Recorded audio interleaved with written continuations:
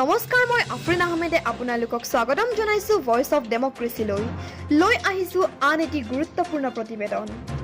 Drugs লৈ থকা অৱস্থাতে ধৰা পৰিল এজন যুৱক।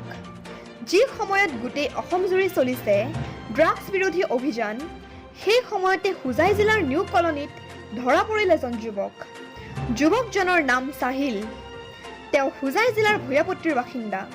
হুজাই জিলাৰ নিউ কলনীত বহি ড্ৰাগছ লৈ থকা অৱস্থাতে দৃষ্টিগোচৰ হ'ল স্থানীয় বাসিন্দাৰ। হাতে লুটে ধৰা পেলালে সেই দুষ্প্ৰবৃত্তিৰ যুৱকজনক। প্ৰথম অৱস্থাত স্থানীয় বাসিন্দাই যুৱকজনক ৰছীৰে বান্ধি সোধ-পোছ কৰিলে। পৰৱৰ্তী সময়ত আৰক্ষীক গতাই দিলে কিছু স্থানীয় লোকে। ইয়াতে এটা কথা উল্লেখযোগ্য যে ড্ৰাগছৰ দৰে মাদক দ্ৰব্যৰ প্ৰচলন অসমৰ লগতে গোটেই ভাৰতৰ বাবে এক কালৰূপী সমস্যা।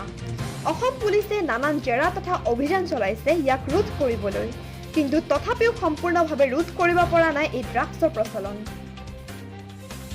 এনেস্থলত আমাৰ ভয়েস অফ ডেমক্ৰেসিৰ পৰিয়ালৰ তৰফৰ পৰা আব্দুল আহাদলৈ আশেষ ধন্যবাদ জ্ঞাপন কৰিছোঁ। ড্ৰাগছ আসক্ত যুৱকজনক আৰক্ষীলৈ গতাই দিয়াৰ লগতে এই ঘটনাটোক আমালৈ প্ৰেৰণ কৰি আব্দুল আহাদে যি মহানুভৱতাৰ নিদৰ্শন দিছে সেয়া সঁচাকৈয়ে শলাগিবলগীয়া। গতিকে আপুনি সচেতন হৈ পৰক সমাজৰ প্ৰতি।